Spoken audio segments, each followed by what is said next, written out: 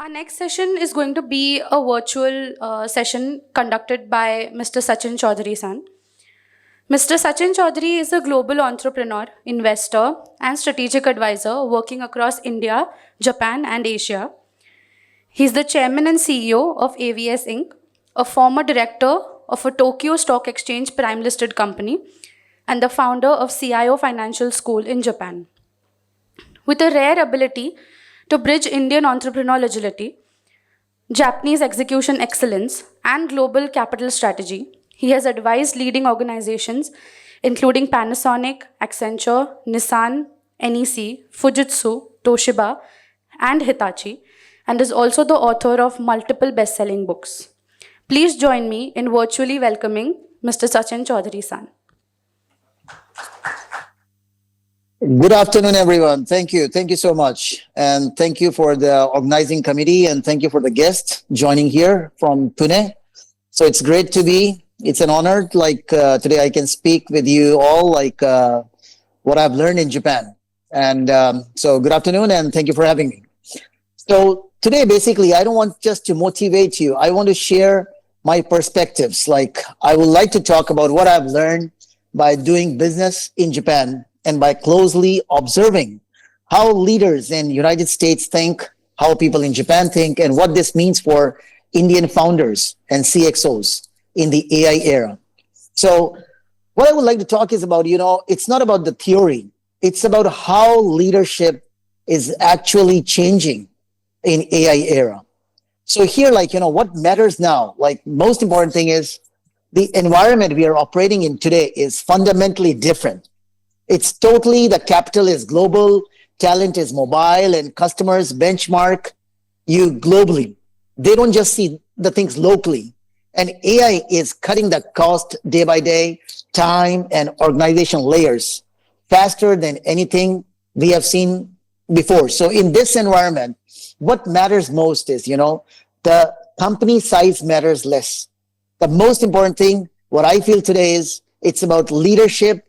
Quality matters more than anything. And I think you all agree with me. So as AI, it's taking a lead in leadership decisions now. So even in Japan or US or India, I see most organizations, they still talk about AI as a technology shift. But honestly speaking, in Japan and United States, leaders, they see AI very differently. What they see AI is AI has been reshaping how decisions are made, how work is designed, how much leverage each leader has.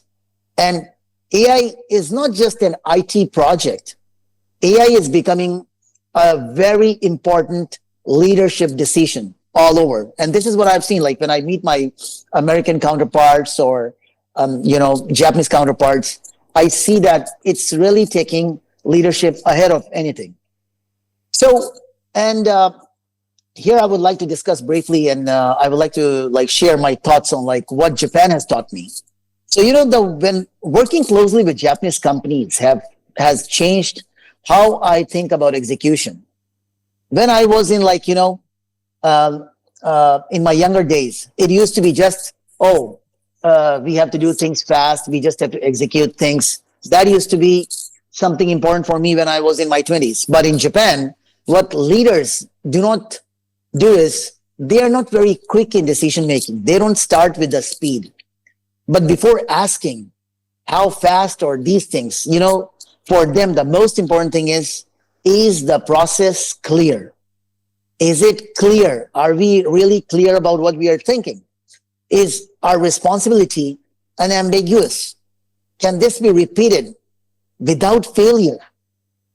And what looks, in Japan, sometimes things might look slow. And Anand-san, he has been to Japan. He comes to Japan every 2-3 months and we discuss a lot. So here, sometimes we talk when we are talking with the Indian entrepreneurs, Japanese people are slow in decision making. But what looks slow in the beginning, it becomes extremely fast at scale.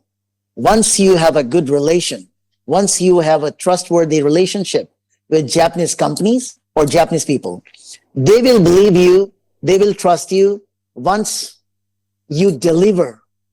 You do on time, you have a punctuality, you are really disciplined. So these things are like, clarity creates speed later in Japan, but trust comes in the beginning, and that's most important thing in Japan.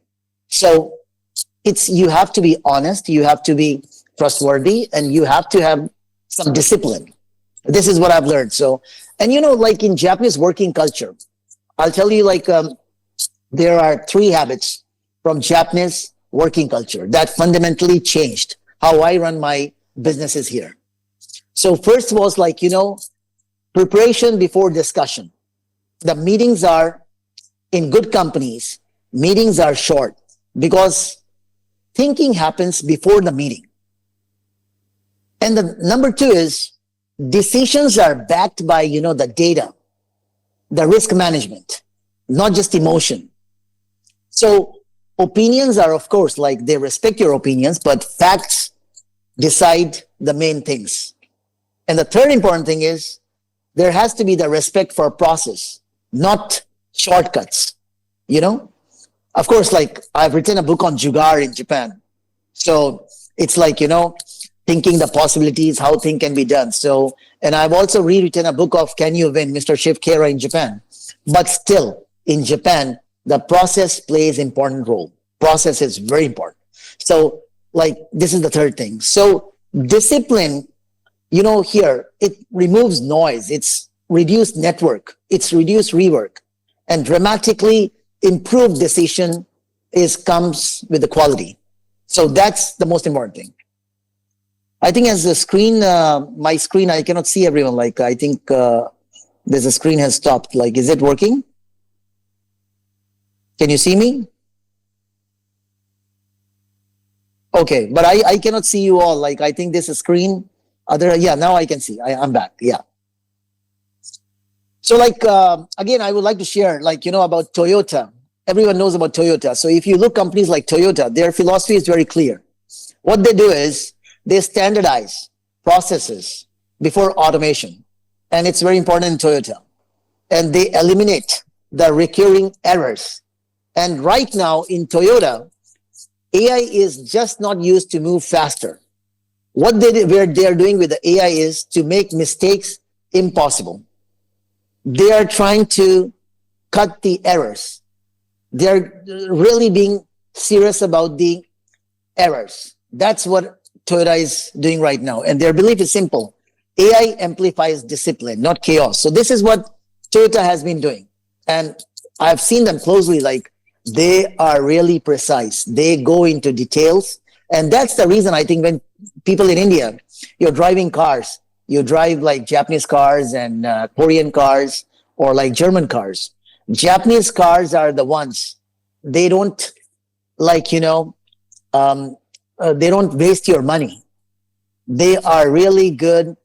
And even the service, even their parts, everything, that tells everything. The story about the Japanese companies, they work in details. Like here, they're really, really working. When a famous singer, Madonna, she came to Japan, she said, Japan goes into detail and Japan is very precise. So in Japan, we say kime komayaka. Kime komayaka, ne?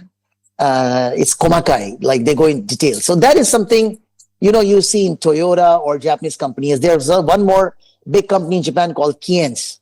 So Kiens has one of the highest productivity per employee numbers in the world, like no mass marketing, and they do extreme clarity on customer value, and sales and engineering are tightly integrated in Kiens. So what I learned from Kiens is simplicity plus clarity that beats scale plus noise.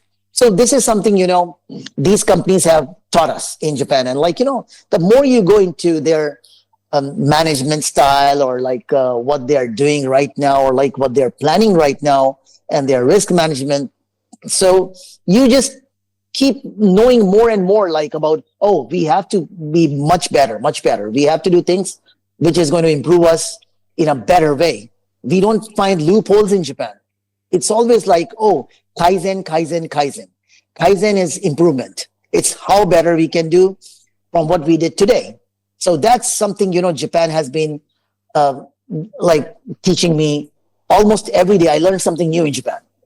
And about and now the company called Uniqlo, the fast retailing company, right?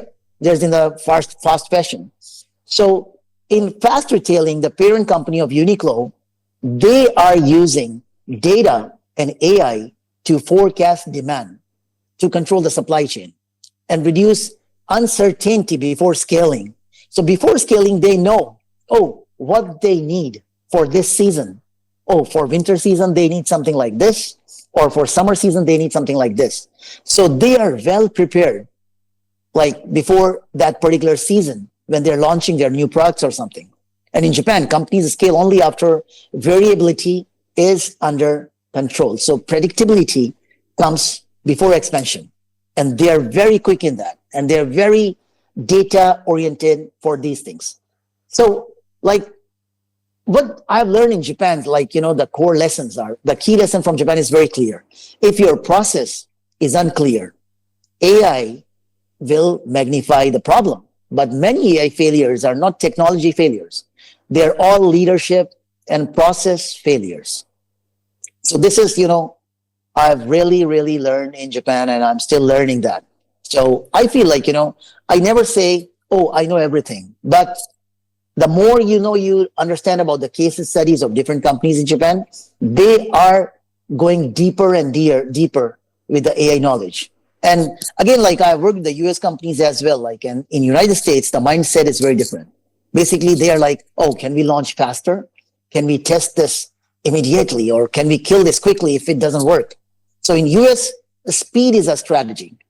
And indecision is considered a bigger risk than failure. So I think the US operating logic, that is something like mindset is visible in companies like Amazon or Palantir or OpenAI.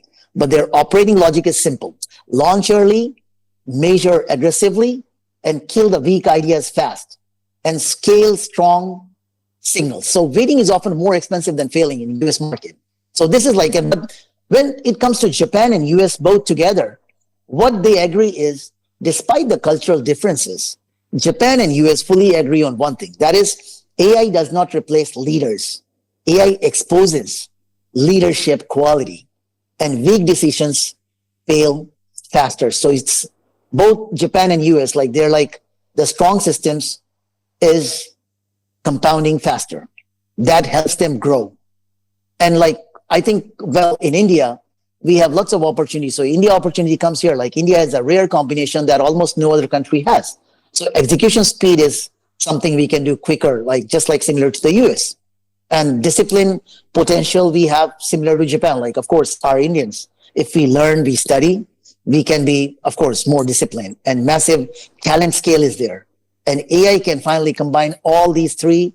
And I think this is what India's leadership window is. And India needs that. And India is quite quick. Like, it's like, before thinking, they just want to do the things. Oh, let's take action before saying anything. Like, so it's like action speaks in India, and people just want to do things quickly. So I think that's very great thing, like that what we have in India. And for like founders and CxOs joining this event today, I think for the founders, this means moving from like, hero execution to the system design. That is really playing important part in Japan right now. And for CxOs, this means like moving from complexity to clarity. And I think scaling problems with the people is no longer sustainable. The future belongs to the leaders who design how we can leverage. And that matters most. So I think when I meet Anand-san quite regularly, he comes to Japan, we're always talking about like, okay, how we can do things quickly and how we can do things where Japanese people understand about the value. So in Japan, it's more about the trust and the value you give. And if you have that, if you have like, confidence in providing your value and the trust, I think you can do business with the Japanese companies. And even if being in India, you show that. And like, and in Japan, I think the cultural thing, the language thing, that also plays important parts. So if you have a team where you can do the conversation or like you can do something in Japanese. I think that helps a lot. Like Japan is like, they're very language focused, and it's not like a big English population here. So I think that helps a lot. So the most important question today is not, are we working hard enough? The real question is, are we building something that deserves to exist 5 years from now? And AI is going to help us on this. So it will accelerate like all what we are expecting. So this is something important that will play next, like, for the companies, those who are coming from India, who wants to do business in US, or those who wants to do business in Japan. And I think India is a great talent. Like India has like amazing talent. Like we have energy. We are so hungry. We have that, we learn a lot of basic culture values from our parents. And I think that says all. And last, like I will just close this thought with, AI does not just change strategy, it reveals it. And as we navigate the AI era across Japan, the United States, and India, I think the mindset we choose as leaders will matter more than anything we adopt. So, and I have a respect for entrepreneur like Elon Musk. He's very popular in Japan and even in India. So, he says a very interesting thing. He says, for quality of life and long-term progress, it's better to be optimistic and sometimes wrong than being pessimistic and being right. So this is something important. Be optimistic, and even if you fail many times, that's okay. But try to be optimistic and learn from your experiences and keep going and keep doing. And the more you do, like, things on the same, points and same things which you're planning. So I think you will learn more and more. And that's what I've been learning in Japan. And till date, like I've been running few companies, I've been running few businesses, but there's always something like, with the new technology, with the new generation, like I keep learning from my team, my people, like, and from the Japanese people and from the new ideas. So that's something Japan has taught me about not being like, arrogant, not being like rude or like, I know everything kind of mindset. No, be confident, but keep learning. And the more we learn from our seniors and from our people, like, or the companies, those who are like, trendsetters, I think that helps us a lot. So in an AI driven world, I think this is something like optimism is backed by execution, not a risk. So that is the leadership responsibility. And that's what I feel has been helping me a lot. So thank you. And it's a wonderful time that today I'm in Tokyo and you all are in Pune. So I think this kind of event should be sometime in Japan as well. Like lots of Indian like CxOs and founders, they should come to Japan. And I think India will do great with Japanese companies and Japanese entrepreneurs. And this is a very wonderful event like which Anand has organized. So I wish you all the best. And if there's anything I can be of any help or like any advice from my side, I will always be there, like, and share my knowledge with all of you. So thank you so much.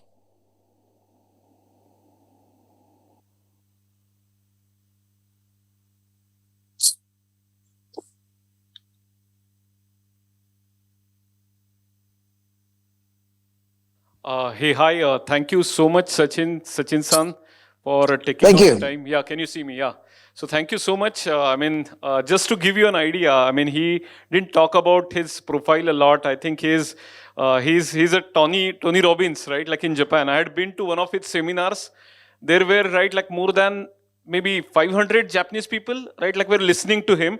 I have met several Indians over there. He's one of the most successful Indians, right, like that I have seen. And I'm Sachin sir, I'm very happy that with just limited notice, right, like you joined us and shared, right, like your wisdom with us. So thank you so much, and really looking forward to staying in touch. We definitely Thank want you. to collaborate with Japan in a deeper way, and the advice from you. And just to let you know, he has also taken one company to, like, he was primarily involved in taking company to public, and it was a multi-billion-dollar company, right, like Change.nc. So the experience that you have, Sachin san, I definitely would be very helpful. And as you could see, there is a lot of potential, but still we are facing many roadblocks. And that could be because of perhaps not knowing much about Japan, and which we, like, through these activities and through the communication, right, like direct channel with you, perhaps we'll be able to reduce. And one more thing, right, like whenever I go to Japan, I try to meet him. He is a kind of energy catalyst. So I go in the morning. I mean, generally we meet pretty early in the morning, but when I come out of that room, I mean, I have got like so much energy. So he's an energy catalyst. And he has written 23 books, and it's so proud, right, like to see. I feel like so proud to see that many times when I go to Maruzen, right, like which is a bookstore in Japan, his books are there, right, like in the best-selling books. So it's always good. I have taken few photos also, Sachin-san, and shared with you, right? Like Jugaad was particularly very popular in Japan. So thank you again, once again. So Thank you. 15 Thank you. minutes But was- jugaad should be always used in a positive way, not in a negative way. Yeah, like I think. Thank you so much. Thank you so much, Anand. And I think we Indians have, like, a great positive mindset. I think wherever I go, I see like Indians are very optimistic, and Indians are like, they want to do something. They even like, you go to US or any places, like, Indians are more energetic. Indians are powerful. So it's all about, I think, discipline. It's all about being well prepared, and it's all about the trust. So if these things are covered, like if you work like that, like I think the honesty plays a very important role in Japan. And I've learned that a lot in Japan. Like we don't try to find loopholes. We try to do our homework.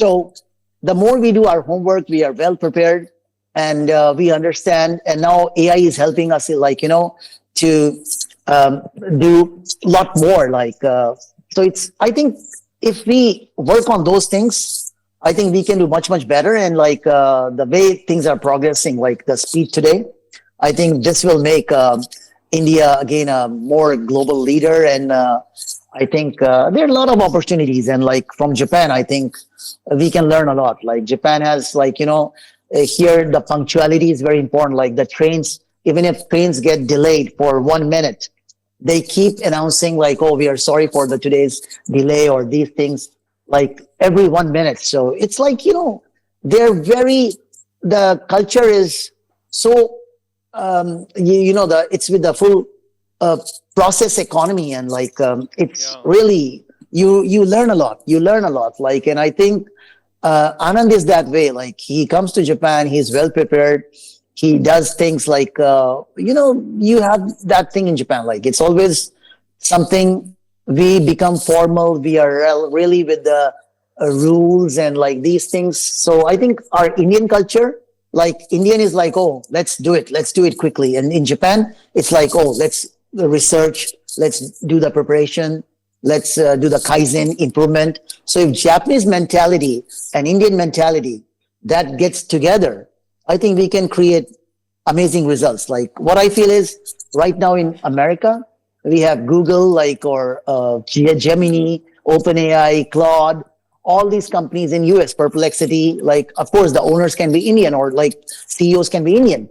But in India, I think if we work more on innovation and how we can solve the problems, how we can really do the disruption, and how we can create those things. So like, if we think about the disruption and doing things which comes from India and which solve the problems, like, I think a lot of things can be done, like, and India has that capability. So I'm really proud of my country, and I feel that India has a lot to do. So you all, like, I'm on Instagram, I'm on Facebook, I'm on LinkedIn. So please, like, if you want to follow and you want to, like, I keep posting on my thoughts and my, like, business and a lot of things. So like, it's great and it's an honor to be with all of you. So thank you so much. And it was a proud moment to be here with you. Yeah.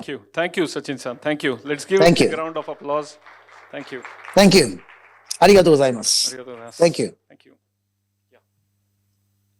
In this session was, of course, to introduce you so that you can directly also interact with him. But I try to meet him every time I go to Japan, and what I've seen that he's always, right, like sharing things. He's also always open. One very interesting, I mean, if he likes the idea, and if he has also invested in multiple ventures, and he doesn't just invest, he make those companies also quite big. So one of the things that I've seen, right, like one Japanese company, no, one Belgium company wanted to start their operations in Japan, and in just matter of few months, right, like he helped them to take to 10 million US dollar route. So he's very well connected. We can also explore, right, like things for my ventures. But if you really want to get in touch, please feel free to directly touch base. If you want to connect through me, I mean, happy to do that as well. Okay, yeah.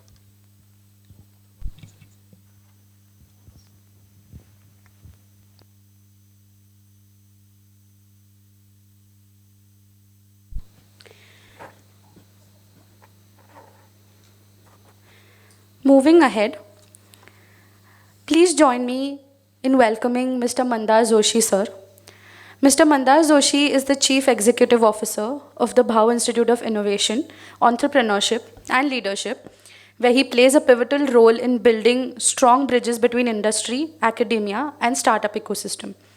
With a career-spanning leadership role across business, strategy, and institution building, he brings a sharp, execution-focused perspective to nurturing innovation and entrepreneur capability. Please join me in welcoming Mr. Mandar Joshi to the podium.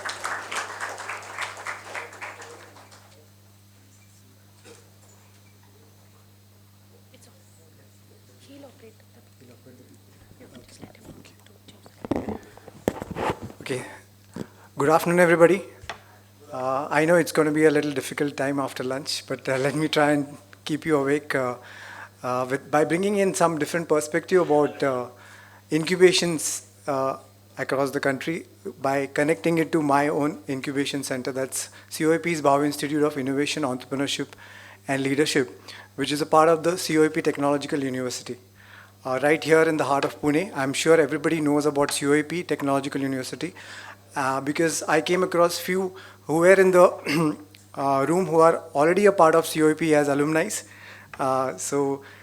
Quite sure that they are aware what COIP is, but a lot of them are not aware of what COIP as an Institute of Entrepreneurship Hub is all about. So by bringing in the perspective or overview of, I'm sure everybody can hear me, right? Yeah. So by bringing in the perspective of what COIP Bhau is, I'll connect it to the incubation ecosystem in India. I know there is another panel discussion lined up, so we'll take not more than 10 to 15 minutes of your time. So moving to this is our building, which is about 26,000 square feet incubation center or entrepreneurship hub in the premises of COIP Technological University. Those who know COIP, it's on the river side.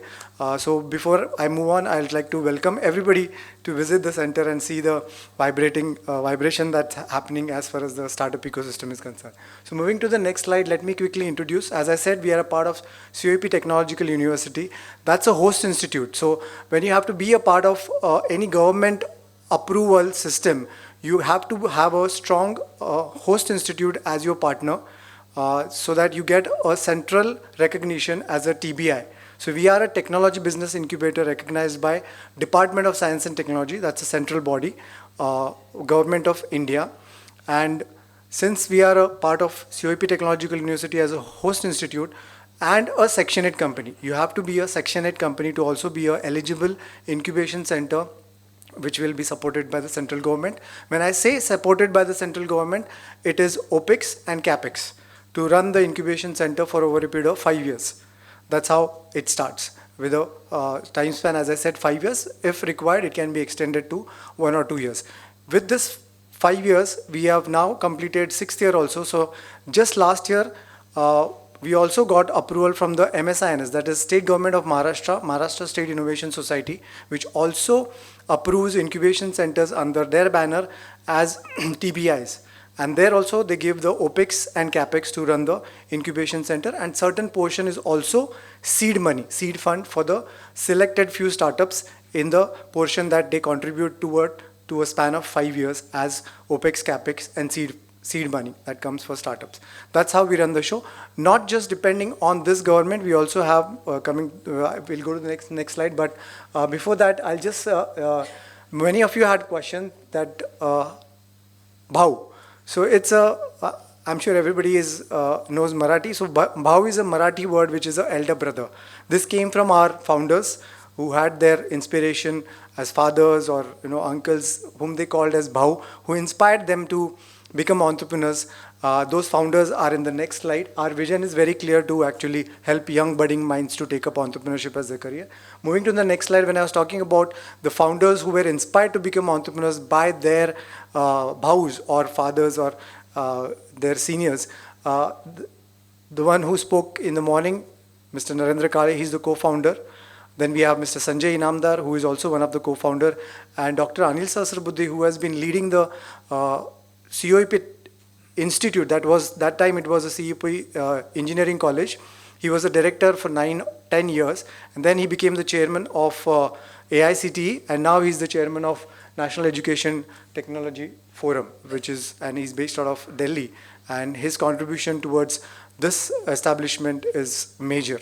So these are our founders, and I was very fortunate to be seated in this room with the eminent speakers, with Anand Deshpande, Kiran Deshpande, and Narendra Kale, with whom I've worked. Kiran has been my sort of leader in TIE. I've spent about 9-10 years as executive director with TIE Pune, where Kiran was the president. Also, some of you know Vishwas Mahajan, who has also run the show for quite some time. So it's been 21 years as an enabler. I'm not an entrepreneur, but as an enabler, I'm sure enablers and entrepreneurs are equally important to connect the dots, or for that matter, bridging the gap between the startup or early stage startups or ideators and the investors and the industry and the academia. So I play that role for last 21 plus years, and it's been exciting. And I've seen multiples of entrepreneurs who have succeeded from absolutely idea stage to a established startup. And one thing which came to my mind when they were talking about mentor-mentee, in this process when I'm running an incubation center, these early stage startups or growth, those who are just at the growth stage, one thing which I noticed as the requirement of a mentee is, even if they get somebody for half an hour to just hear them out, that's it. I've seen that, and Anand Deshpande also mentioned that when they're talking, they come out with answers for themselves.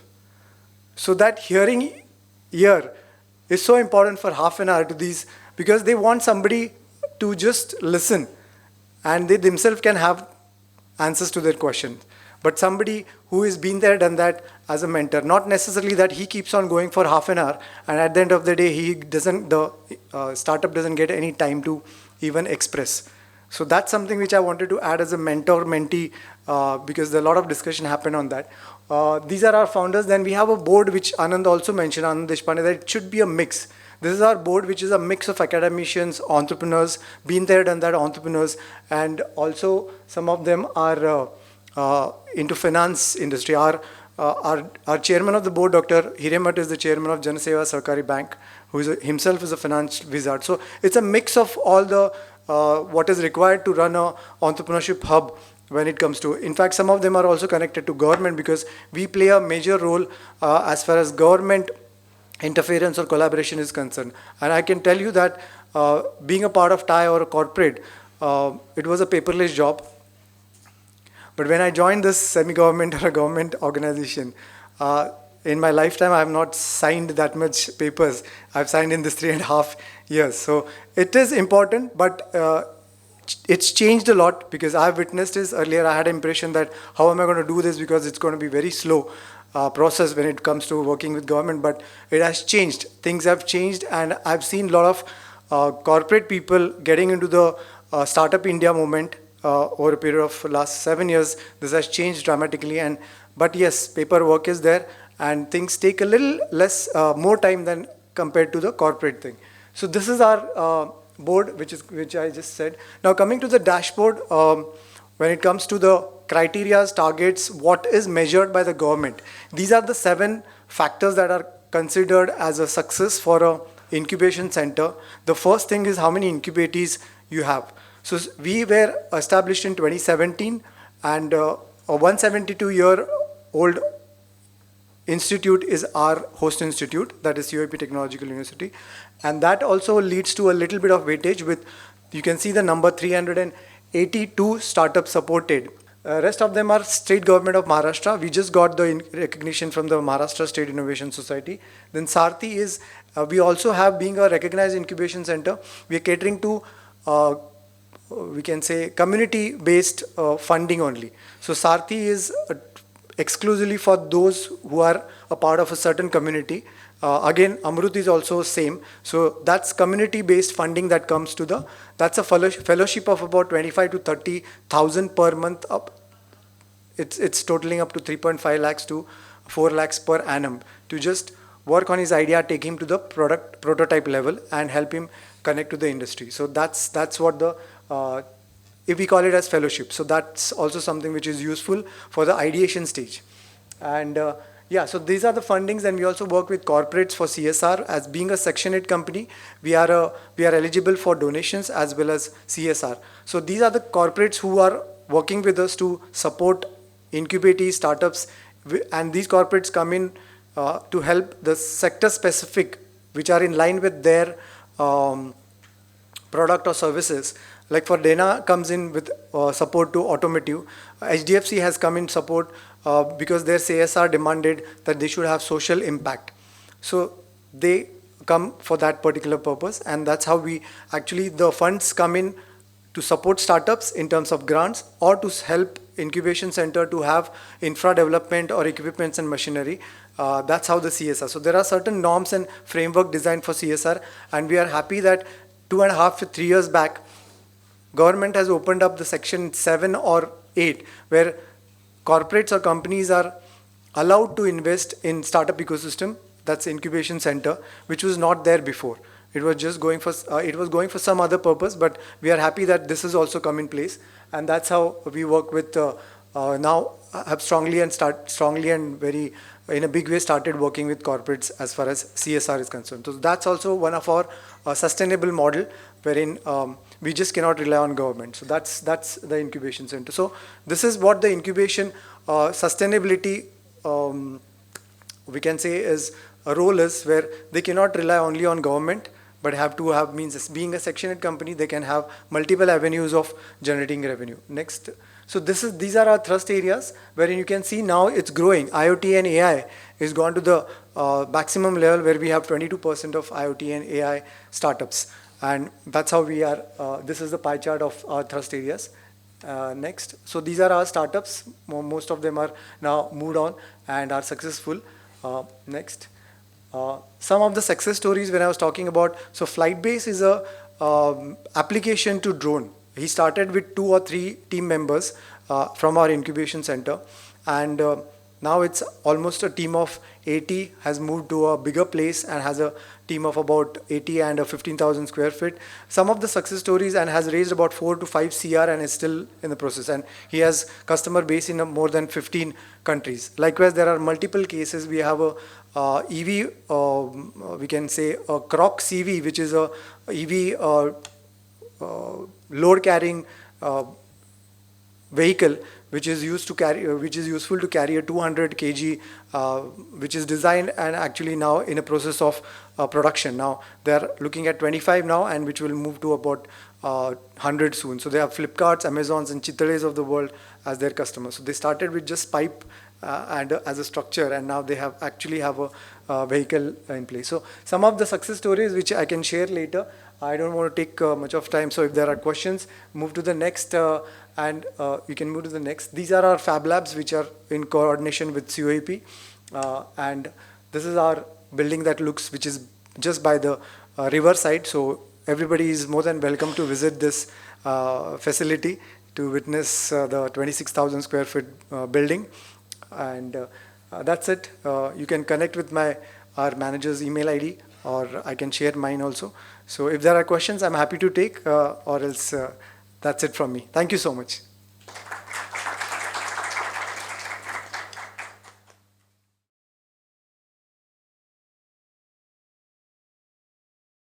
Thank you, sir, for walking us through Bauer Institute's initiative. Before we move on to our next panel discussion, I wanted to inform everybody that there's a feedback form on each of your desks. It's going to help us curate this even better next time. So I urge everybody to fill it out whenever you get some time, and you can drop it off at our registration desk while leaving. For our next panel discussion, we are pleased to have Mr. Soumitra Limaye and Mr. Amol Dhondse with us. Mr. Soumitra Limaye has deep experience across technology, enterprise leadership, and ecosystem development. He brings a strong practitioner's perspective shaped by years of working closely with CxOs and organizations navigating change. Mr. Amol Dhondse brings extensive experience in digital transformation and solution leadership, having worked closely with large organizations on complex, long term initiatives. His career reflects a strong focus on building scalable solutions, driving execution excellence, and fostering enduring client and partner relationships. Please welcome Mr. Soumitra Limaye and Mr. Amol Dhondse on stage. Big thanks, firstly, Anand, to you for organizing this spectacular power-packed event in Pune. I think very required for the Pune city itself, but this ecosystem. And what you're doing will go along with. So thanks to you. Mandar, thanks for your speech. I think the work you're doing with our institute is very inspiring. And we need more of that. We need a lot more of that. So before we kind of start, right, I did want to mention that all the thoughts and opinions between Amol and me are our personal. We are not entrepreneurs. We've been past entrepreneurs. We are intrapreneurs. We both of us work with IBM. I've been with IBM for more than 20 years now. And done a lot of new stuff within the company. In fact, created products, projects, all of that. Both of us work on the product side for the last 20 plus years. But we wanted to share with you a perspective which we believe is unique. Working on the product side, a lot of our work over the years has been with partners and with service partners at that. So a little bit of insights from that perspective is what we would like to uncover as a part of this conversation. What do you want to? Yeah, no, I think thanks, Soumitra, and probably from morning we have some packed agenda. Thanks again, Anand, Mandar. Want to connect and probably do more. Definitely, it's been like some time. As Soumitra said, again, the opinions that we are going to talk about are our own. So we have been part of a journey together from last 3 years, where we are working closely with top 13 SIs and more than 500 partners, be it RSIs, be it system integrators. And Soumitra is spearheading that particular journey. It's an exciting journey. It's a complex one, but we are getting a lot of insights when we are working with the partner. There are a lot of stories, a lot of use cases that we get day in and day out. Soumitra, I would like you to share one of the story that you spoke in Orlando around the mangroves. If you can kind of elaborate on that, that's an interesting one. Okay. So like Amol said, right, a lot of work we do is with global partners, GSIs at that, RSIs, regional service integrators. The team that drives the IBM service ecosystem, service partner ecosystem globally is this team, right? Amol is responsible for the ecosystem engineering lab that we have. I manage the function globally.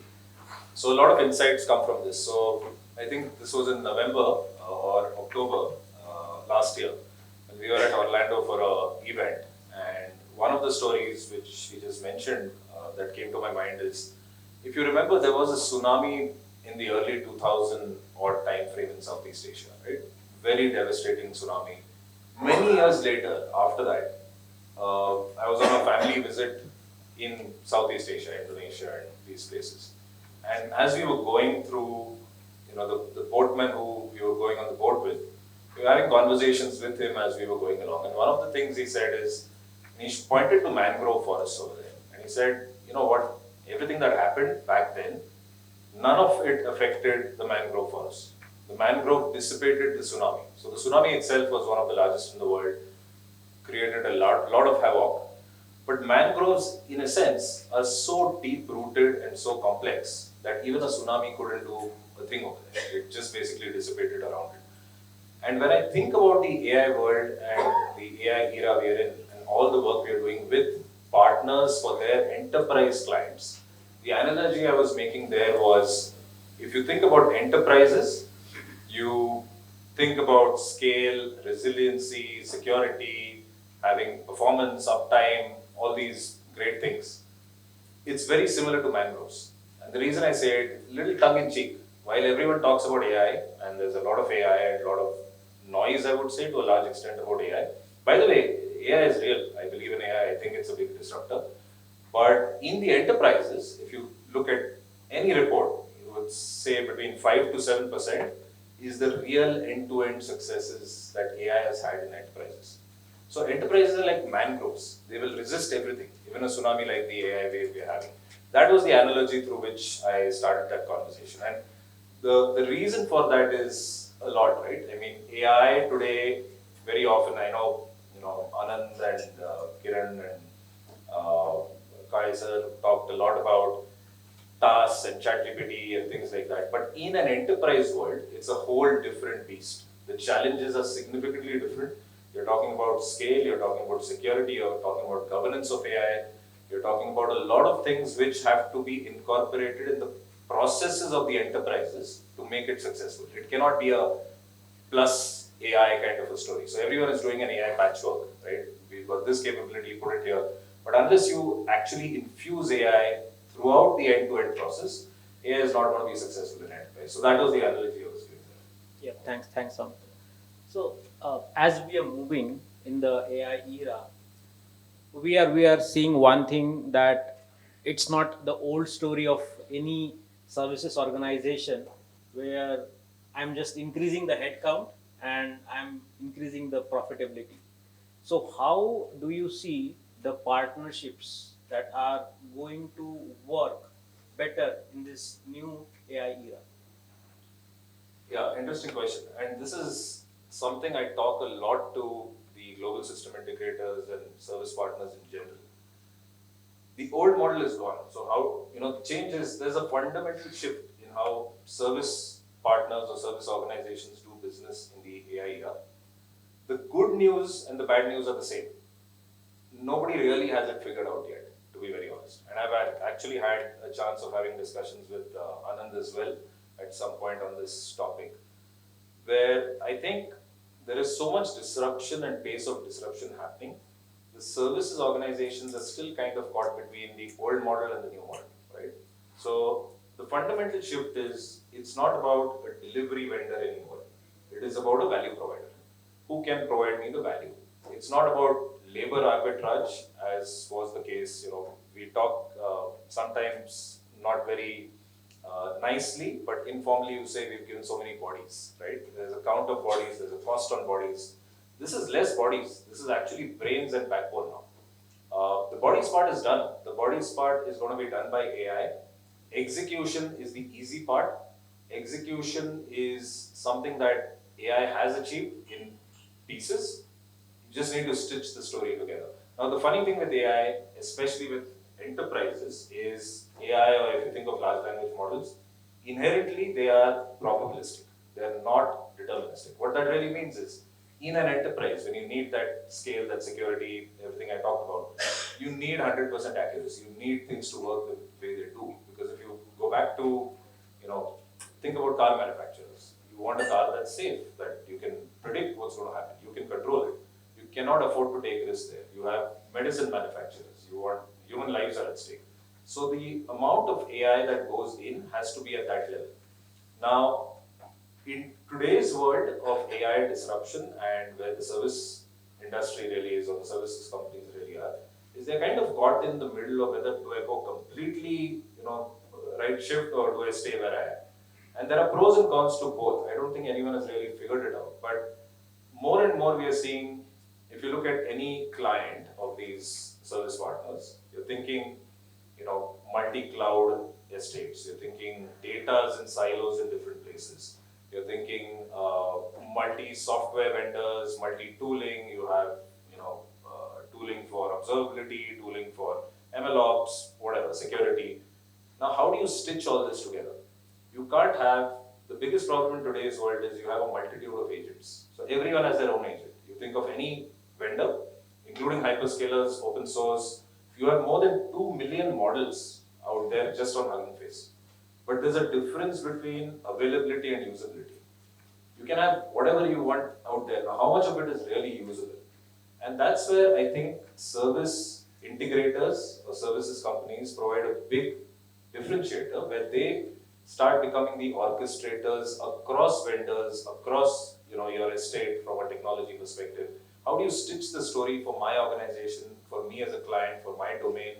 How do I sit on the table with the CxOs of these clients to actually become part of the outcomes? Not just say, oh, I've delivered my KPIs. The KPIs may be some artifact or some code or lines of code or whatever, and it's like a contract kar do maine, right? It's no more that. It is about, am I delivering the outcomes that I'm promising to you as a part of the AI transformation? Also, I think the advantage service providers have in this, or service integrators have in this space, is a lot of them have domain and industry knowledge, which is extremely important. So they are the best place to actually build accelerators, which are IP accelerators, which are repeatable in nature. They build on top of the vendor stack. The vendor stack could be, from a hyperscaler, it could be from a tooling perspective, it could be from a software perspective, or even open source, right? But you kind of stitch the story together, build something that is IP related on top of it, make it repeatable, make it specific to an industry or a domain that you're comfortable in and have knowledge on, and become that trusted, I won't call it just advisor, but trusted partner with the client, instead of looking at yourself as a delivery or some metric, KPI metric kind of oriented partner and say that my work is done. So I think that's the fundamental shift. Yeah, so the way I see it, it's not about a service provider or like maybe a service integrator providing bodies. It's about what is the value they are bringing on the table, along with, I don't want to even call the resources, but individuals. So it can be like maybe a platform that they are having, it can be an accelerator, and so on and so forth. But that is the value that service integrator is going to bring. Unless and until they are having that, I think it's going to be tough to counter like maybe an CxO at an enterprise level. True. Yeah. Yeah. So Amol, why don't I ask you a question, right? And sorry, we keep referring to our phones because we have questions over here. So in your role, and I know you talk a lot to CTOs in these service partners and generally partners at large, how should CTOs decide what are the capabilities when it comes to AI that should be built in-house versus sourced from the vendors? Yeah, I think that's a great question. It's about a build versus buy kind of an scenario. So it's a simple analogy that I can think of. So when I'm thinking of building something, what is the uniqueness that I have? So like let's say if I am a retail enterprise, or if I want to like maybe do something in retail, do I have those algorithms? Do I have those workflows? And that is my unique proposition that I will have. But at the same point of time, I don't want to like maybe get into building which is at a horizontal. So I'm just trying to refer to vertical and horizontal. Horizontal is which can be used agnostic across different industry, at the same point of time even in an organization across different BUs. So I don't want to build something that is repeatable. So that should be the one that the partner should look at the vendor and the specific thing which is their unique value proposition, which might be a algorithm, which might be um, their capability around a specific domain. That is what they should build. So it's the repeatable plus the domain specific thing. If they are trying to get these two things together, then it becomes, which is like, I don't want to like create it again and again, but at the same point of time I can use it for multiple enterprises, and I'm going to use my domain knowledge as well. So building something which is domain specific versus which is repeatable. So they should look at the vendor from a repeatable asset standpoint. It can be an infrastructure, it can be a model, it can be a platform. Uh, and if they want to like maybe co-create, they should use this particular platform or accelerator and then use their own IP to enhance this particular platform, which is going to be a unique value proposition for them. So it's a combination of repeatable asset accelerator platform plus the IP that they are going to bring on the table. So there is a good opportunity that they are going to get in the market with a value proposition of cost reduction, and rather than spending something on repeatable, they are going to get it from a vendor or a partner. So something like maybe WatsonX.ai is the platform, or for that particular matter, like the Nova.ai that Akash is building, it might be a platform, and then they are building along with that, which is very specific and a unique problem that they are trying to solve. So that is how I should look at solving a problem in a repeatable way without spending a lot of effort, energy, as well as resources from my end. Got it. So you're saying basically there's a stack that is out there where everyone else is doing stuff. Be it models from hyperscaler, be it the chip layer stack, be it the hardware infra stack. Keep that as the innovation driver outside what you will build on your own. Yeah. What you will build on your own is basically capitalize on the IP and the knowledge that you have, to then start monetizing. Right. Absolutely. Absolutely. So it can be infrastructure, it can be my model that I am bringing, it can be data pipeline, it can be agents, it can be even the UI that a platform is going to provide me. So it's a complete leverage of a repeatable asset that we can think of. Yeah. And I think I'll just give an example. Since we work a lot with enterprise clients, one of the things always that comes up is, can I just use the models that you have out there? You can, but there's no guarantee about security, about guardrails, about a lot of these things. More importantly, even if we claim there's guarantee on that, more importantly, it is about your data and putting your data in the model to actually make sense of it. That is the only thing that's relevant here. It doesn't matter what the rest of the things that come with LLMs, or very often nowadays even with SLMs, which are not very focused. That doesn't really matter. So, great point. Sure. So Soumitra, you've been maybe talking to a lot of CEOs from a business standpoint. So how do you see the ecosystem from an AI standpoint scaling? Is it the deep relationship with one vendor, or it is maybe across ecosystem that you want to expand as a partner in order to scale from a scaling standpoint?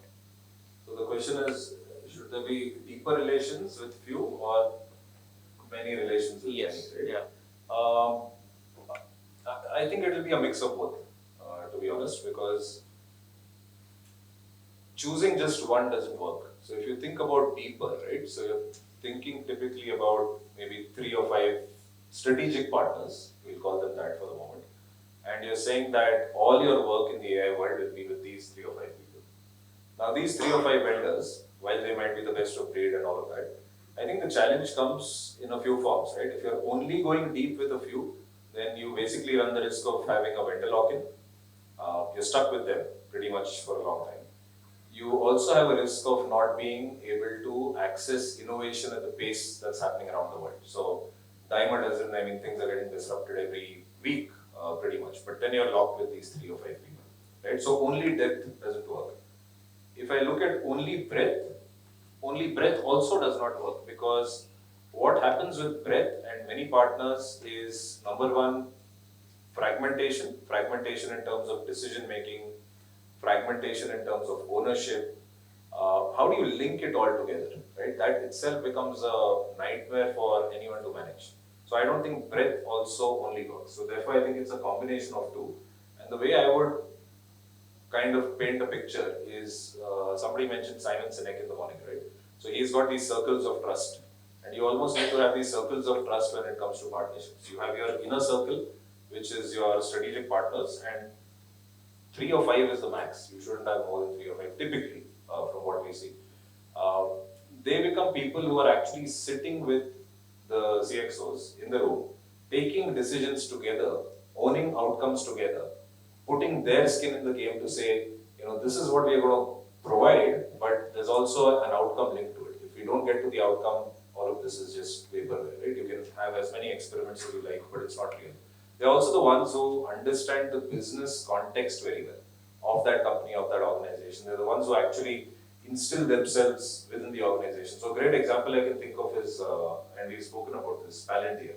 right? So Palantir, although a software company and started off as a defense organization, one of the things they do really well is what they called as forward deployed engineering, which is actually have people from Palantir embedded in the work that these companies do, their clients basically. What that means is right from, you know, discovery to design to test to all of the processes, they have their engineers actually sitting with the client team's engineers doing this work. So in process, what happens is they gain knowledge, they understand it better, they're able to guide the client better, plus they kind of have a feedback loop system back into the product. Right? So these are some of the things I think the inner circle does. Then you come to the outer circle. The outer circle to me becomes your model providers, your hyperscalers, your tooling providers, all of these folks, right, including infrastructure providers. That is where, and going back to what you were saying earlier, that is where there's a lot of disruption, innovation happening. Use that to the best of your ability and to the best of your capability. But that then becomes the outer circle where you have flexibility to choose and drop and pick and do whatever you want in that space. So that's how I would look at that. Yeah, so there is no single answer. It's like depends on need basis, depends on case to case basis, as I understand. Yeah. Okay. One question to you. In the AI world, what new working models are emerging, basically, you know, in terms of co-creation? We spoke about outcome-based, etc. And which of these do you see as really working? Yeah, I think with the AI world, there are many models, but three that are making a lot of sense to the partners, to the enterprises. One is a platform-based model. Second is a co-creation, and third is outcome-based, which is not different than like maybe what we used to have. But when it comes to AI, these are the three that are resonating when we are talking with either partners or customers. So platform based model, which is more of a scale. So if I'm looking for scale, then platform based model, which is a default model that everyone is trying to look at. And it's not like a generic platform, a platform which is going to have a value add that the platform is bringing in. There are many platforms that are available, but is my platform trying to address the areas that I'm looking for? So if I'm looking for example, responsible AI, is my platform adhering to a guardrails component as a part of the component over there? If my platform is like just an AI platform, then what are the capabilities that platform is providing? If it's an agentic thing that I want to build, then is my platform completely agentic? If I'm looking for agentic, if I'm looking for responsible AI, at the same point of time I want to have my own models which are generative AI models and machine learning models, is my platform catering to it? So that's one model that I would say a default model that every enterprise and partners are looking for.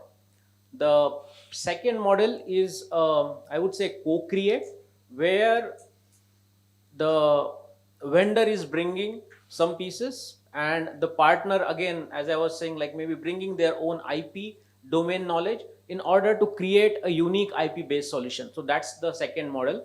And the third model is an outcome based model, where I am looking for increase of productivity, I am looking for reducing my head counts. So that's the third model. So from an analogy standpoint, I would like to like maybe everyone understand cricket in a nice way. So think of platform as a BCCI where everything can be addressed. They can do like maybe one day T20. So they are able to address all the things. When it comes to co-create, we remember Rohit and Kohli standing each other, complementing each other, and then that helps us to win the World Cup of T20. So that is a co-create where we are complementing, we are augmenting the strength of each other. The third, outcome based. So think of IPL where every player is based on the outcome that they are giving in their previous IPL matches or previous year, they are going to get outcome. So these are the three typical models that we are seeing in the industry at this point of time. Again, when it comes to Gen AI, agentic AI, and responsible AI. I hope that answers your question. Yeah, it does. Thanks. And you just reminded me of something. I mean, responsible AI is, I think, a no-brainer today. Like, I don't think we should talk about it separately from AI. Just in the agentic world, as I was saying, with the multitude of agents that you have, you won't imagine the number of scenarios we come across where there are agents from, I won't name vendors, but there are agents from X vendor, Y vendor, Z vendor, all of them talking to each other.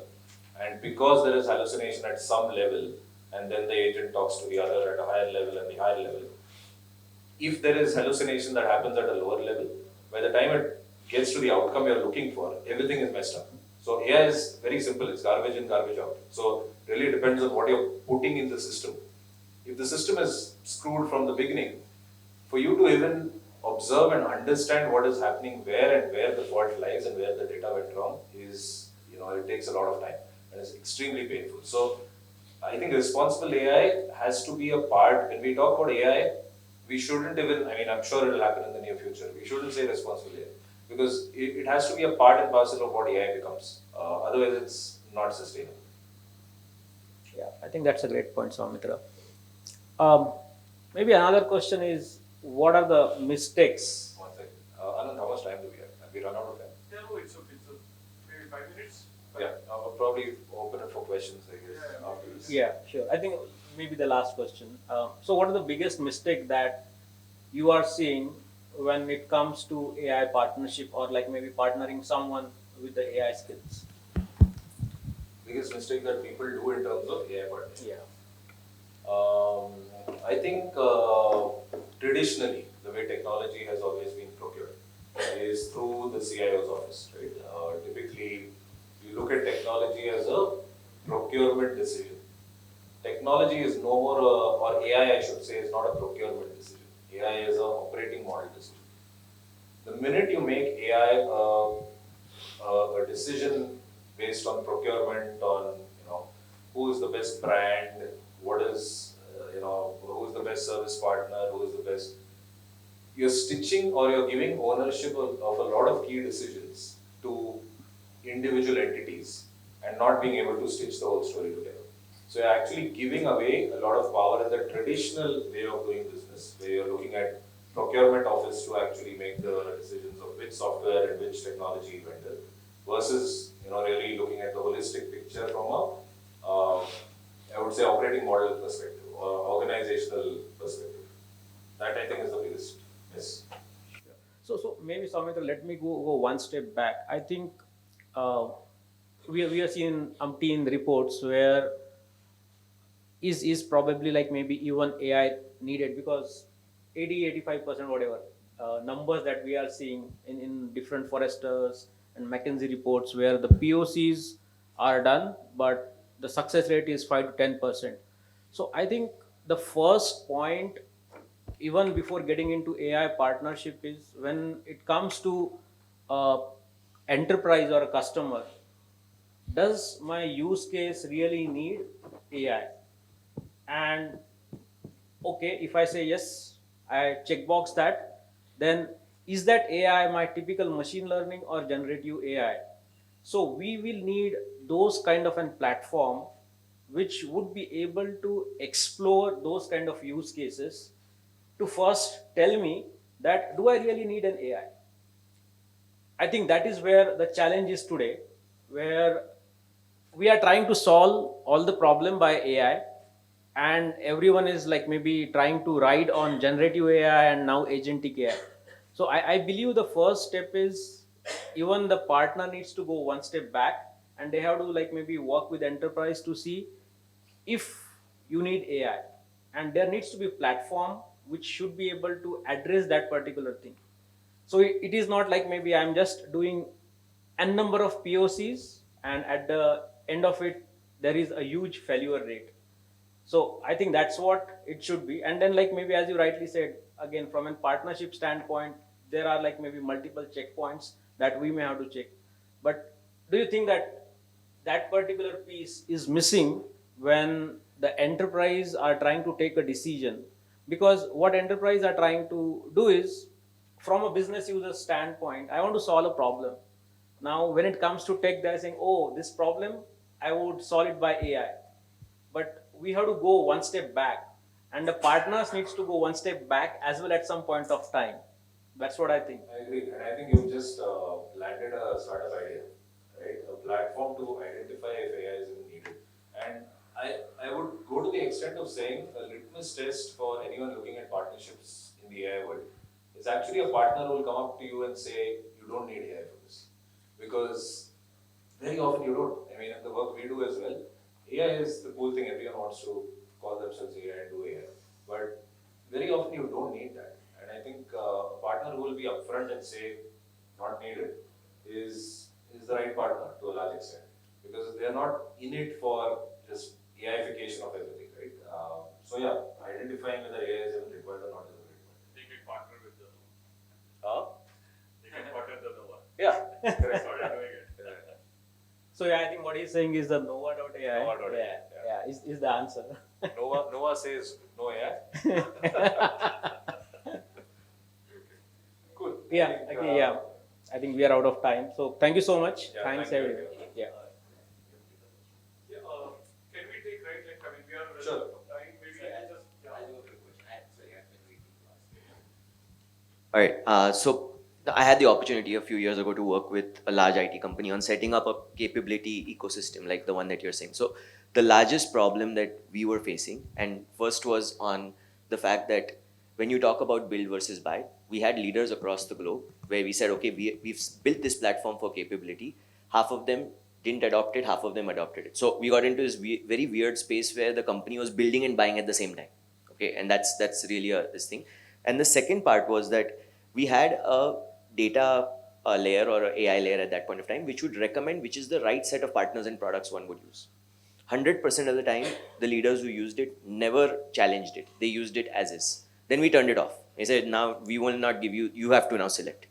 And when we let them select, they just chose on cheaper and not on better at all. Okay, so they were all protecting their own P&Ls. My question to you is that while you talk about this ecosystem, how have you seen and addressed the challenge of cultural adoption with people actually using it? Because for me, that's been the biggest challenge in building this, not the actual product, but using the product. Yeah, I think definitely there's going to be resistance, and we are seeing that when it comes to business user, they are definitely the hardest one to get convinced that this problem needs AI. So, but with the advent, what has happened is, again, let me go to maybe a couple of steps back.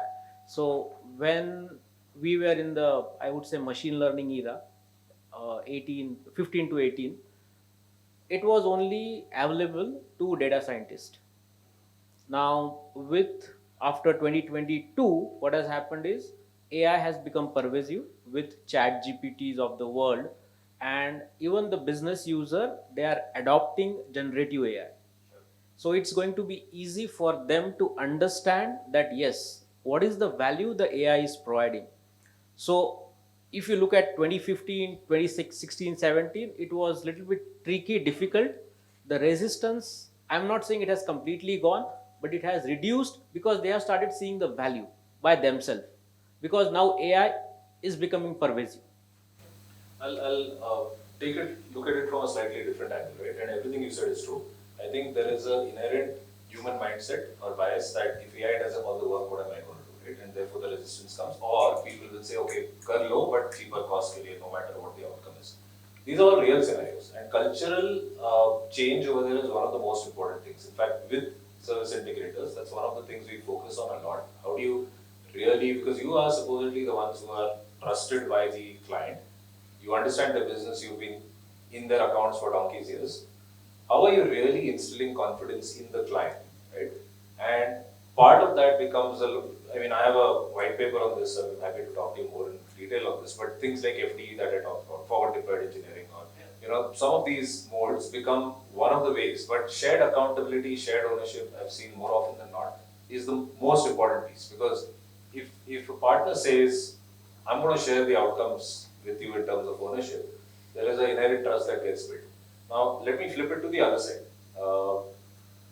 In IBM itself, the company both of us work with, we actually last year, we adopted a lot of agentic Gen AI over the years, in fact. But last year, if you look at just the numbers, and this is published, this is on the internet, as a part of our earnings report, we actually saved around $4.5 billion, just by adopting AI. Now, this is across functions of HR, sales, procurement, IT.